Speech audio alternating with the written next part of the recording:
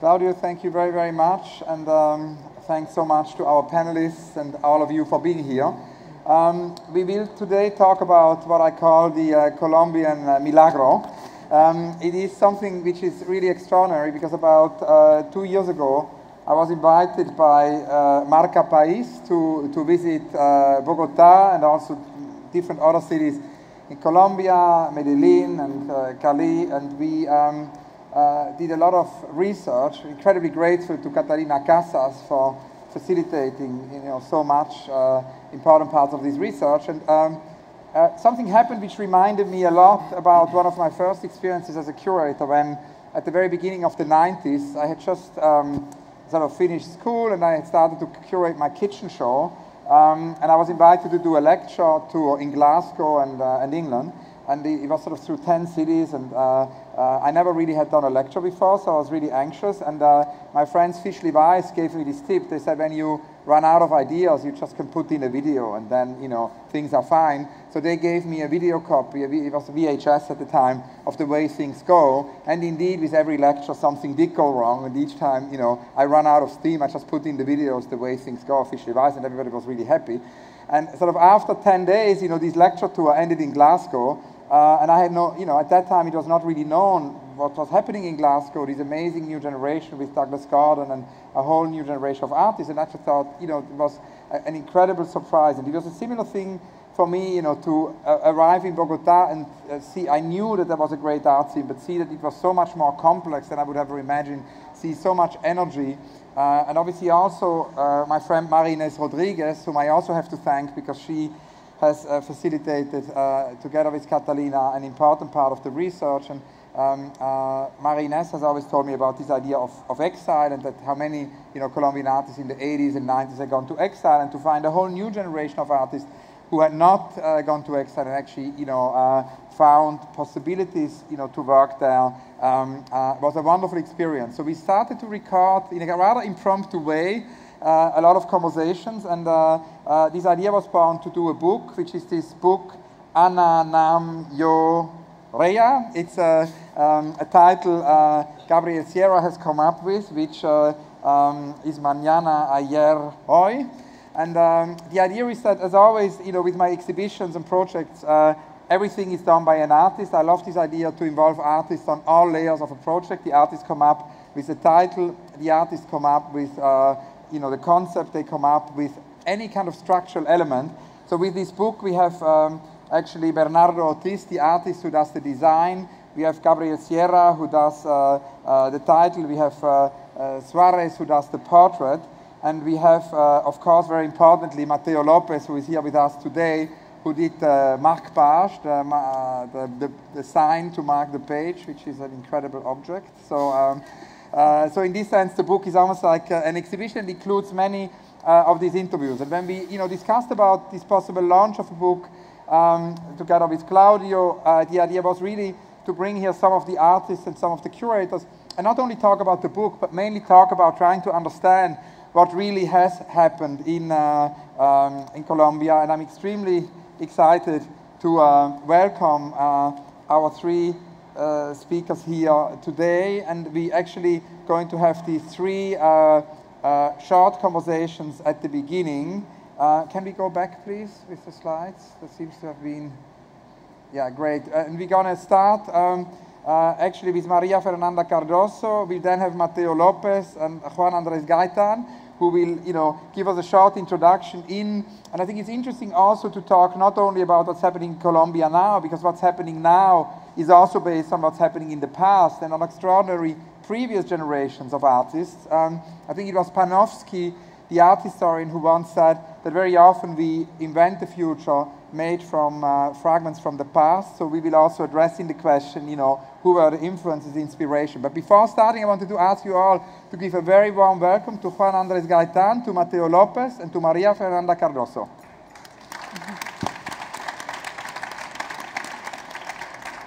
And I wanted to start with María Fernanda and ask you to maybe tell us about the beginning. And I wanted to know how you came to art and how art came to you, and maybe also how, growing up in Colombia, and who were the first artists who inspired you? Who were your heroes? When I was about 7 years old, I saw an exhibition of Jesus Gabriel Soto in the Planetario Distrital, and it was all these interactive penetrables and all of this op art. And I remember with a little friend and my sister running around and moving and entering the penetrables, and it was a really fantastic experience. But, you know, that was kind of put away, and I never thought about it again. I went into architecture because I liked art, but I also liked science, and I thought that was in an in-between. And both my parents were architects. So I got disillusioned very quickly. I realized I couldn't change the world or do anything creative. So I transferred to the art department at the Universidad de los Andes, which was quite new. It was only 1 semester old. And I saw what they were doing there, and they were going to El Campito and showing their etchings and stuff, and I thought, this looks much better. So I transferred without really making a decision or consulting anyone. So I just started to make things. And I think there was somebody very decisive there, which was Miguel Ángel Rojas. He gave the first year introductory course, and we studied the avant-gardes of the 20th century. And we'll make one artwork in each style, like we'll do an Impressionist artwork, an Expressionist artwork, a Cubist artwork, conceptual artwork, and so on. And his point was always like rupturing with the past. And I think I took it very internally, and I was always trying to break with myself. So I will do something, and all along my career, I always tried to do something new that I haven't done before. So I don't like to repeat myself. And I think it comes from that, that early education. But I don't know if, so that's how it started. And naturally, at the last year, I had to decide on a thesis theme. Yeah. And I was looking for a theme. And I was holding a sponge, and I soaked it with water. And I looked at it, all these cells full with water, and how the sponge changed color, and I had an epiphany. And I thought, this is it, it's water. And I started my career as an artist researcher. So I researched water for a whole year. I experimented heaps. I touched, I felt, I drank. A book that was very influential was Gaston Bachelard, Water and Dreams. And he talks about the poetics of water and the symbolism of it. And ever since, I became a material artist. And most recently, my work has changed. But for decades, I just take a material and I just explore it until I find what the material has to say and how. So in a way, the two bodies of work that are being on display on the PowerPoint, the Cardoso Flea Circus and the Museum of Copulatory Organs, are the only ones that are not material-based. So they are the exception to the rule. And talking about epiphanies, because obviously the Cardoso Flea Circus is such an iconic work and an invention. Can you tell us a little bit about how you had the idea for this piece, how you invented it? It's hard to remember, but before that, I was always working, stimulated by a physical material. So I was working with soil, with water, with animals, with corn. But then I was looking for a new material to explore, and I somehow remembered fleas, because my cats had fleas. And I was working with animals. I wanted to work with animals that I grew up with. And I had worked with frogs, lizards, and snakes, because from the savanna of Bogota, they are not poisonous, so you can grab them, and they are beautiful green, and they were my friends.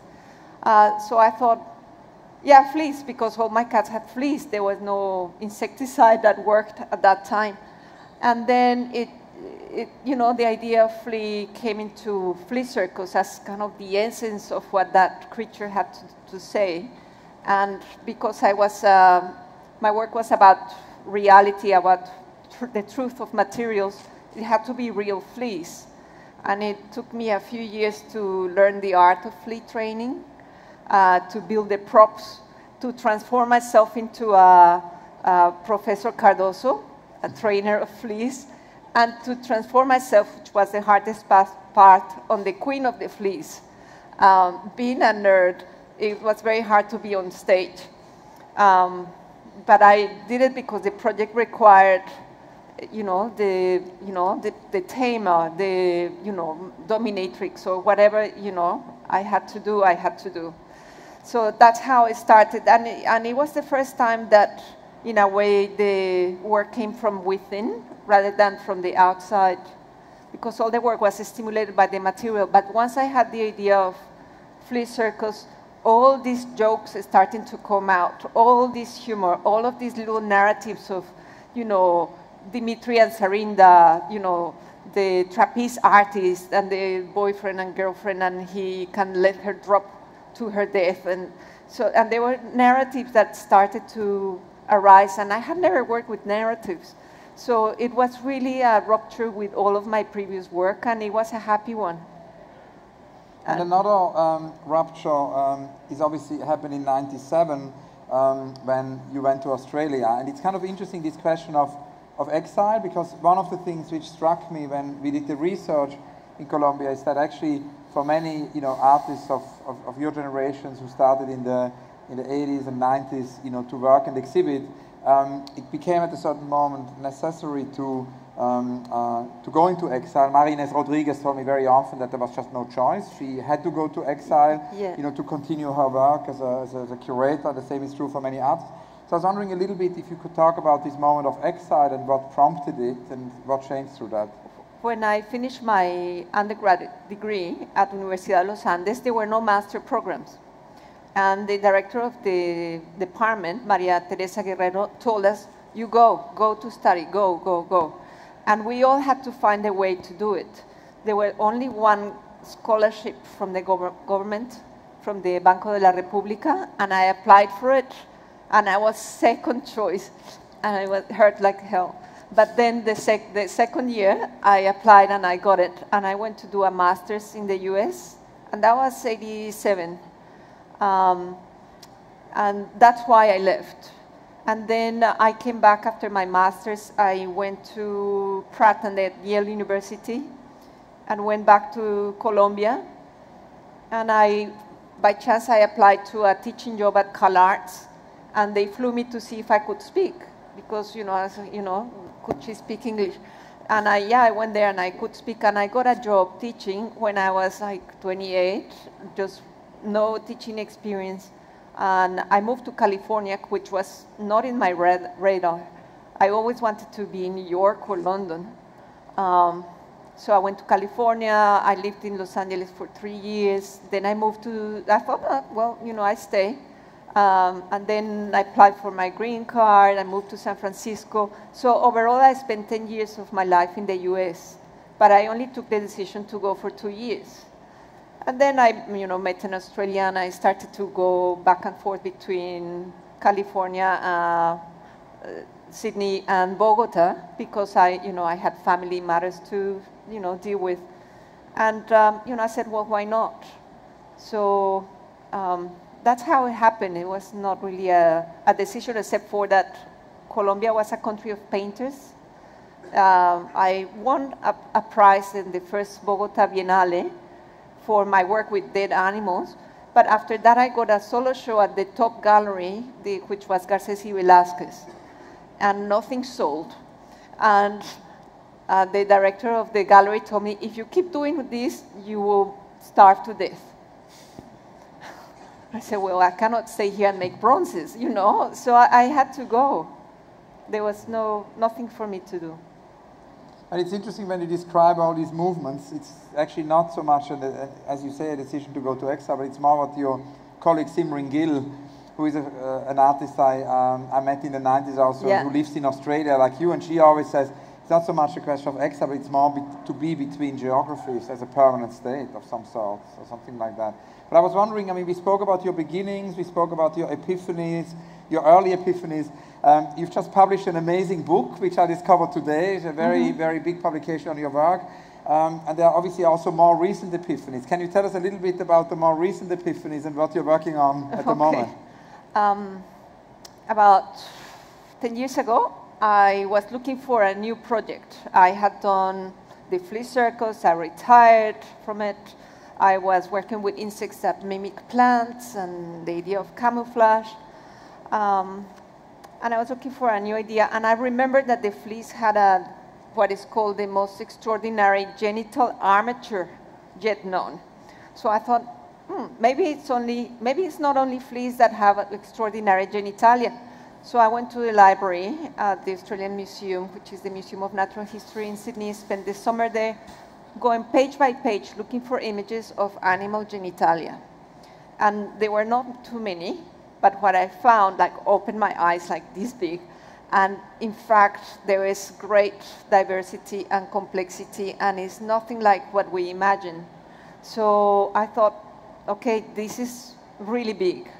And I wrote a business plan for a Pinus museum. So I wrote a business plan for the Cardoso Pinus Museum. And I tried to get money for it. So and I failed for 4 years. I tried to get grants and I got rejected, of course, because that word is too taboo. And finally, I realized I had to do this through academia. And I went to do a PhD at Sydney University, where I could then go to scientists and ask them, can you show me which penile specimens do you have? And they will share them with me. And then my dream of making a museum became true. Specimen by specimen, I started to model images of animal genitalia, male and female, because actually the female drives the evolution of the male. And it's now called MOCO, Museum of Copulatory Organs. And it was launched to the public last year at the Sydney Biennale, and we had 500,000 visitors from all ages, families, we didn't have any complaint. So that's how it started. And maybe a last question, because I said this is obviously a really big project, but are there projects which have been too big to be realized? Do you have unrealized projects, dreams, utopias, projects which haven't happened yet, projects which have been censored, projects which have been unrealized for so many reasons, can be unrealized? I would like MOCO to be a permanent feature of some cities in the world, to be like a touristical attraction and a research center and sex education for the 21st century. So my dream is to make it a real institution and maybe have franchises in like the Madame Tussauds, museum or something like that. Great, Maria, Fernanda, thank you so very much. And it leads immediately to Mateo, because I wanted to ask Mateo, of course, also about his unrealized project, but before that, about his beginnings. Okay. How did it all start for you? How did you come to art, or art come to you? Was there an epiphany?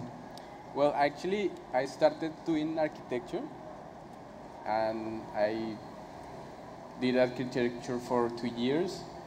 Then suddenly I wasn't really happy about my own process through architecture. I really like to draw and to make cardboard and paper models, so very utopian and prototyping in a way. And one day, talking with my sister, my older sister, which is an artist as well, she convinced me to quit architecture and move to the School of Art. So perhaps the reason I'm here is because of my sister Rosario.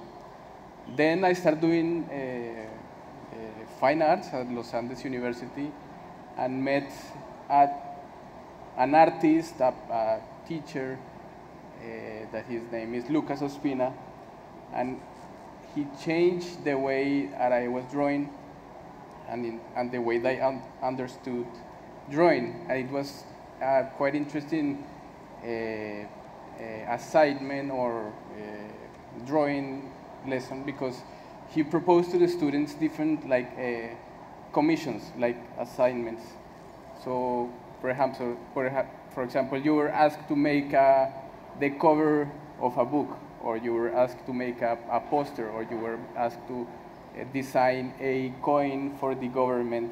So he proposed you different situations that you can solve to drawing, and then make the act of drawing something that can be political, very poetic, utopic, or something from your own fantasy. And it was quite interesting because when I finished the art school, when I started working like freelance to pay the rent, to pay the studio, then those exercises appears on the real life. So I was asked to make the cover for a magazine. Then I was asked to design a prototype for a coin I was on the concurso, on the process to design a new coin for Colombia. I couldn't get it at the end, but it was interesting how those exercises appears on the real life. And suddenly one day I was doing a really strange work that I was doing maps of the drug trade and arms trade between Colombia and United States. It was quite interesting. It was information, classified information from DEA and the police in Colombia. And it was a commission to make a book, like a research that a professor was doing at the university.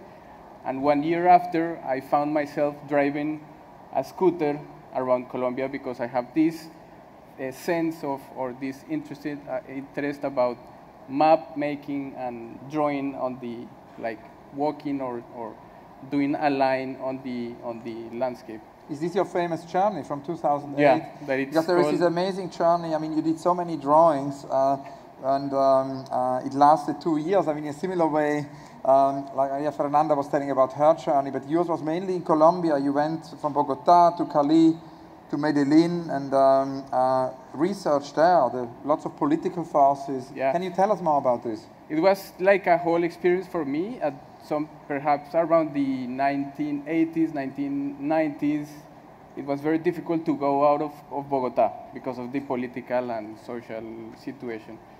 And at that time, the panorama was changed. It was like a more like a different climate. So I decided to drive all the way to Medellin. I was invited for an exhibition. So I proposed to the curatorial group to make a journey and document that journey between Bogota and Medellin. And my plan was to show the distance between Bogota and Medellin through drawings, through photographs, through the objects I collect during the journey. Then appear another exhibition in Cali, so I extend the project, and after from Cali to Bogota, and after 2 months of a journey and 2,200 kilometers around Colombia, I decided to make like a big exhibition with all the process and the material done during that time at Casas Rigner Gallery. And maybe to come back to the beginnings, you mentioned Lucas Ospina as an important teacher, and that's very so fascinating to hear what he transmitted to you. One thing I observed, doing all these interviews for the book and having these conversations with many artists from different generations, is that Beatriz Gonzalez keeps popping up as really a very, very key figure of the art scene, as somebody who has been enormously generous, who has supported 4 or 5 generations of artists. I was wondering for your generation what Beatriz kind of means and how influential she was. It's a big influence, first because she's like one of the most important female artists on a specific time in Colombia. Her work is quite interesting, but I really like her work as a research and curator. I studied with her as well. Mainly on, perhaps she's been dedicating her whole life to the 19th century traveling artist that went to the Americas, to Colombia, for example, as Alexander von Humboldt.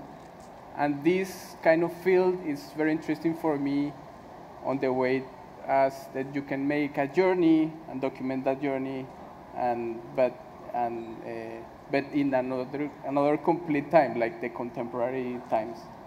So I feel she is a very important for me mainly also as a professor, as a teacher. And so, Fernanda, for you, she was important as well. Yeah, I went to the Escuela de Guías at the MAM, at the Museum of Modern Art, and she taught us how to be studious and think, not just make. And at that time, all the universities were just practice, no theory, no. It was a very manual way of teaching art. And obviously also her work as a scholar, her writing, her work as you said, as a curator. It has so historian. Many, as a historian, there are so many dimensions. But maybe, Mateo, to come back to your trajectory, one of the things which I was interested in, that you mentioned all these drawings you were making on the journey, and there was something about this idea how then the drawings can become again objects I was interested in, because very often in your work there is this quasi three-dimensionality. It's sort of 2D and 3D.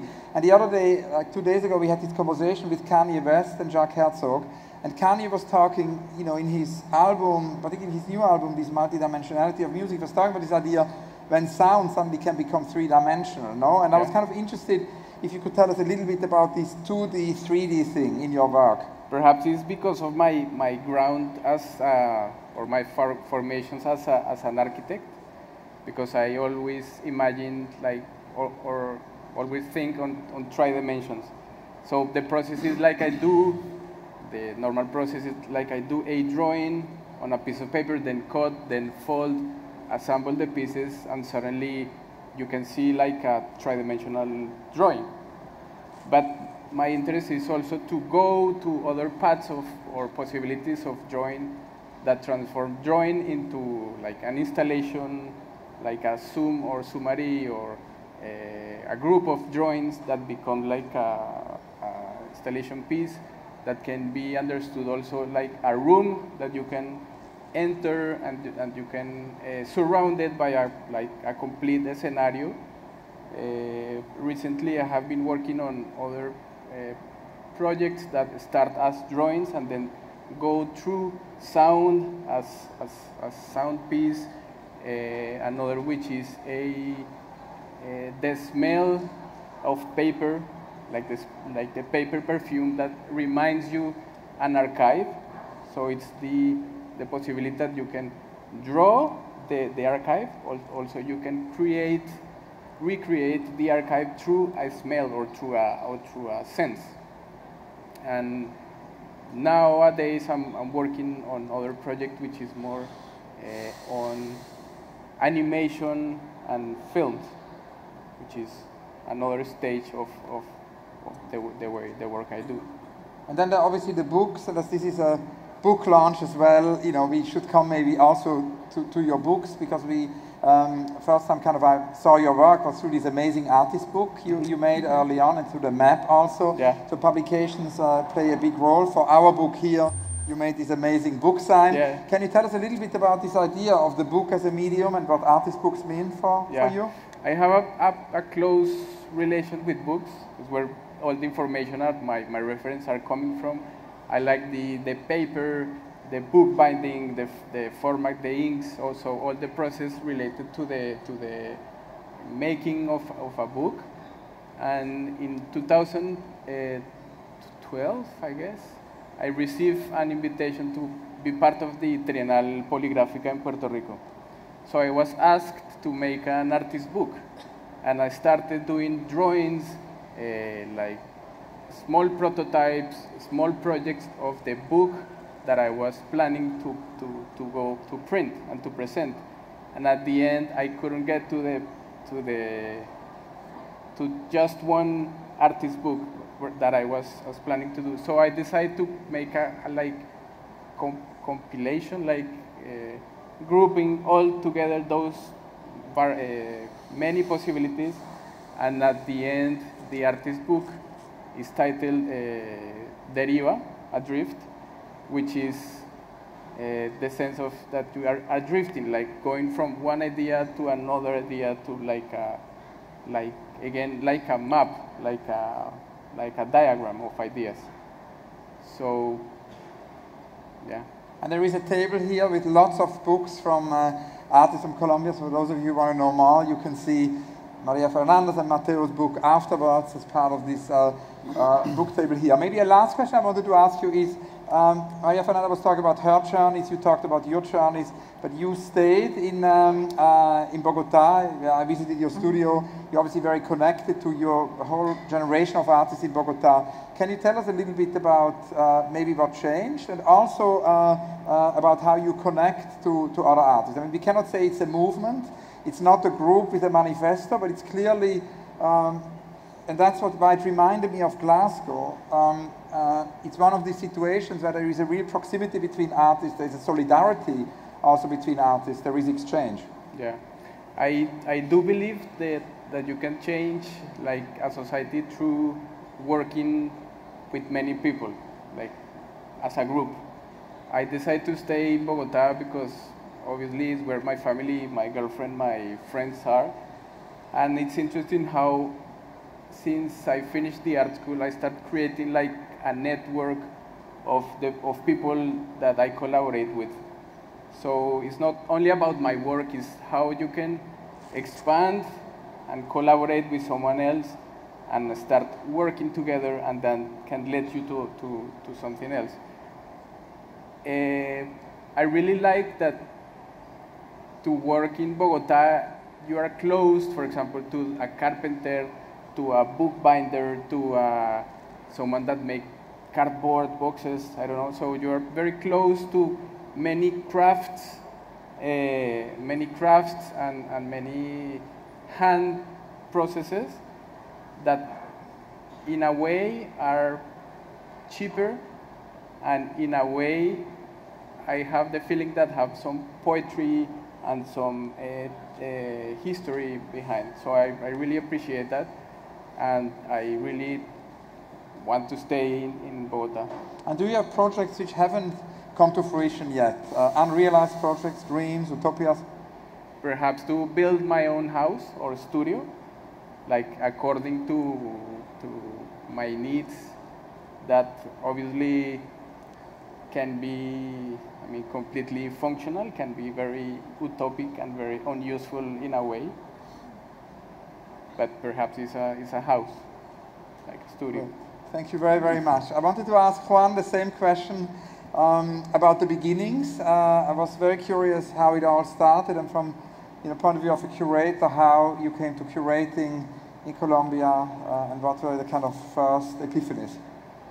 I came to curating kind of by accident, in a way, because I came to art through literature and art history, and anyway, a winding road, but I was thinking about this question. I remember I grew up in a family that had absolutely no connection with arts or culture, and I had to read this book when I was in high school called The Open Veins of Latin America, and I remember getting through the first 3 or 4 pages. I couldn't stand it, I would drop it and then start again. It was not a book that you would read when you were, let's say, 12 or 15, whatever I was. But then I was with my grandfather, and in one weekend, I remember he just lied down in a hammock and read the whole book in one day, 400 and whatever pages, and I thought, well, if he really thought it was so great, it must be good. And then I started looking at it in a different way, and since then, it took a long time because I was already well into business school when I decided that that was not my path, and I started art school in Colombia, and then I went to Canada where I was born, so I had this free ticket to Canada because I had the passport, and I went into Emily Carr in Vancouver, and in Vancouver I discovered photoconceptualism and all that stuff. And I was soon the student who had managed to get through school without ever making an artwork, because I was actually just reading books. So I went to the University of British Columbia and I asked Serge Guilbeault that I wanted to become an art history student. And he thought, you know, if you're an artist, there is absolutely no way you can be a proper art historian. So it became my mission to prove him wrong. I started taking very intensive art history classes, And then he became my PhD advisor. And one day I proved him right because I was asked by Nicolaus Schaffhausen to go curate a series of exhibitions with him in Rotterdam. And I abandoned halfway through writing my dissertation, my PhD. And I had been curating exhibitions because I had all these friends from art school.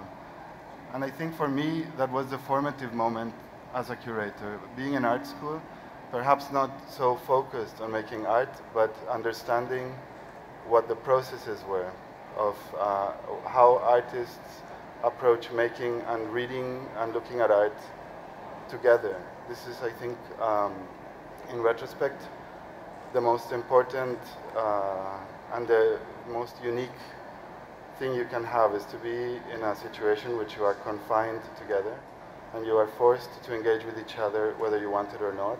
And you find ways, but in the end, because you're so close and so constantly in the same space, the way you share ideas and the speed at which you come up with them is perhaps much faster than later on when you're more on your own. So I was curating exhibitions with many of the people from school. For the years I was an art historian, and then when the exhibitions became more serious, I became more and more a curator. And once I went to Rotterdam with Schaffhausen, thinking I could finish a PhD dissertation while doing contemporary art shows, I kind of stayed in curating. And who were the kind of influences? Because I was curious, you obviously, beginning with art schools, there must have been artists also in Colombia who inspired you. I was wondering if that pattern, that everybody was somehow inspired by Beatriz González, also counted for you, or if there might have been also other influences. And then I was also curious if there might have been curators, because we know relatively little out of Colombia about the history of curating in Colombia and pioneers in curating, if there might have been figures there who inspired you. So it's really a double question. What are the inspirations in terms of art and in terms of curating?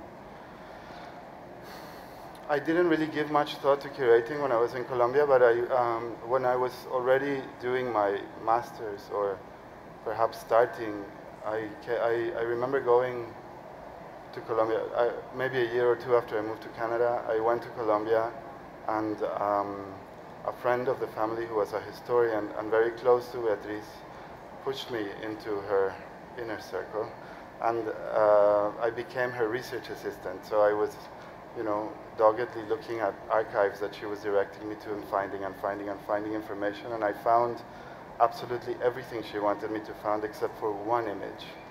And she made it a point when she went and gave this lecture in front of 500 people, and I've been sitting in the audience, and she starts the lecture and then gets to the point where she would like to show this image and says, but I cannot show you the image because Juan Gaitan did not find it for me. I was sitting That's Beatriz for you. And since then, but since then we have had a very close relationship. I think Beatriz belongs to the generation of opinions, and I am in between, where you have opinions but you're slightly embarrassed about them. And then there is the next generation, which is much softer in the way they propound their points of view. And what about curating? Because it seems, when I was researching in Colombia, I was told regularly by many people that there was a very experimental curating history in Medellin, Colombia. I think, in the 60s and 70s. Is that something maybe you could talk about? This is something that I found out actually later, and it's true. The Sindicato was there, and they were doing quite interesting things, and I would say it's a prehistory of curating in Colombia. I don't think they were doing it so consciously from the point of view of curating as we see it today. They were thinking of it as artists, like Alan Capro would think of it, in his time, or the people around. It was something that you needed. It was out of necessity. And for me, the references were Carolina Ponce, who is an extremely important person in Colombia. She's basically the pioneer of this sort of international curating, and then she was followed by José Roca, of course, who was the curator of the Banco de la República for the years I was around. And there was Jaime Cerón, who you know as well, who is an extremely fantastic thinker and Confucianist writer, but someone I admire quite a bit. And I think when I left Colombia, I was not really, I never thought of, I mean actually the thought of the history of curating is something that I even refused to engage too much with, so I was more focused on art history as an art historian and these kinds of practices. So, but it's true what you say. There were,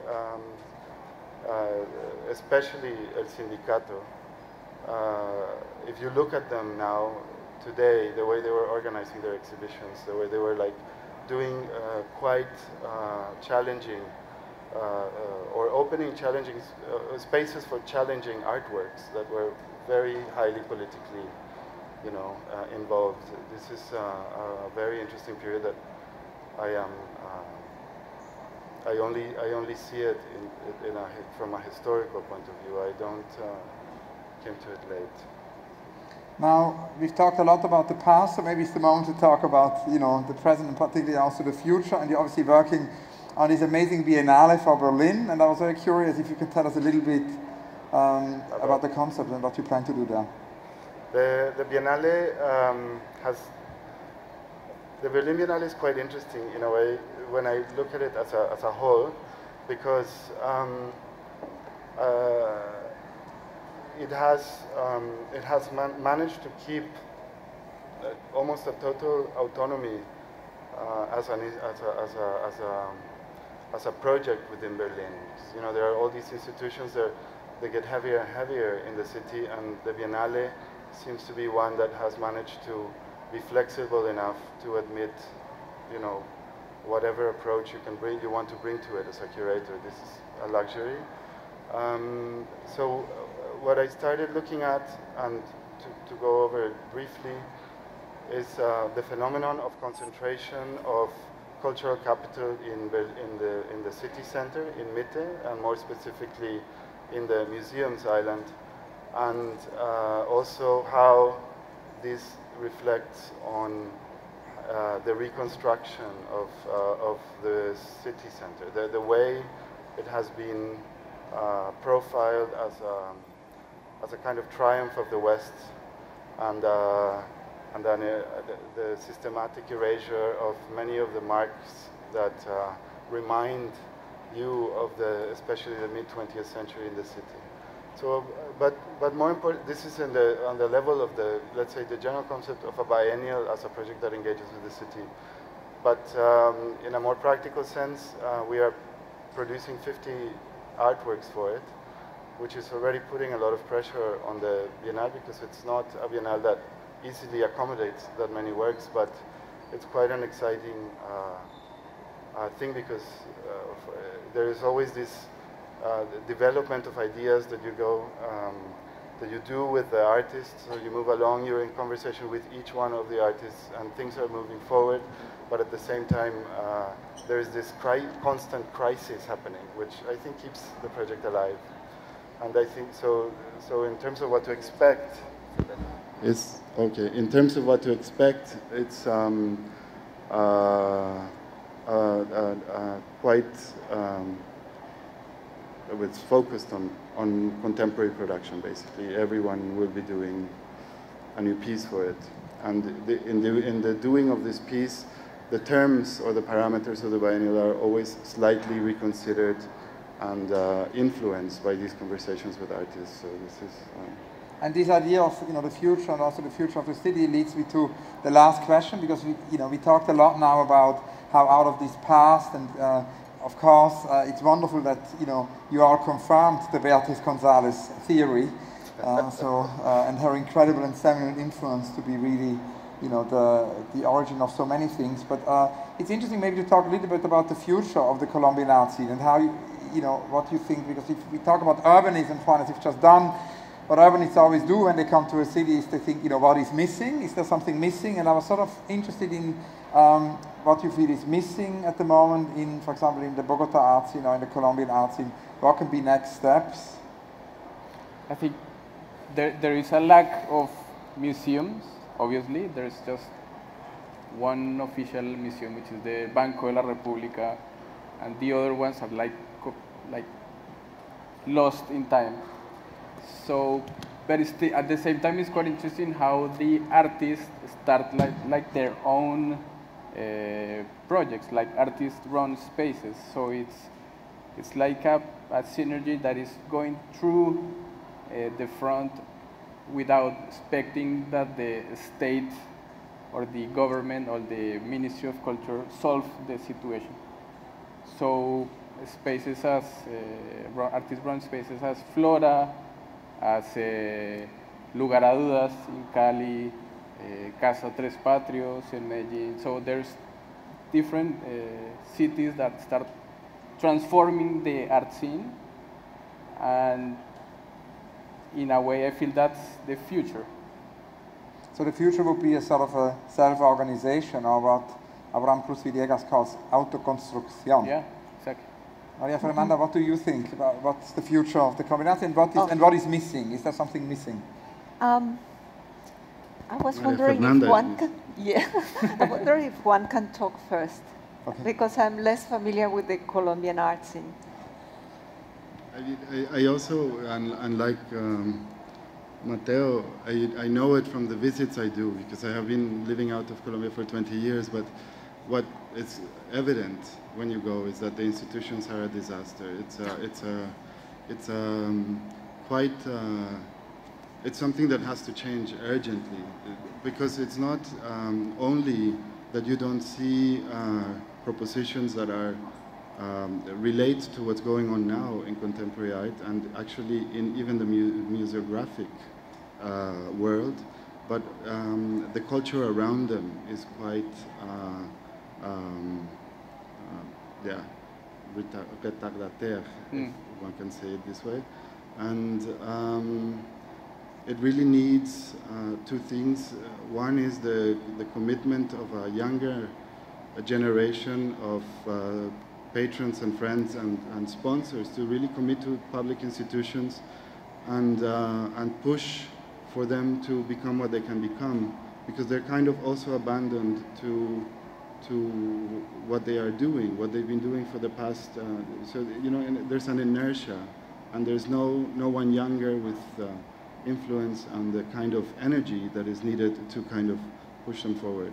Because infrastructurally, you have been there. Even the architecture is quite fantastic. I mean, there are buildings there that are just waiting for the right program. And I think, for me, this is the biggest hole in the local scene. Is missing. And I'm aware, Maria Fernanda, that you have an outside view, but maybe this outside view is interesting at the very last point in this panel. I see an energy that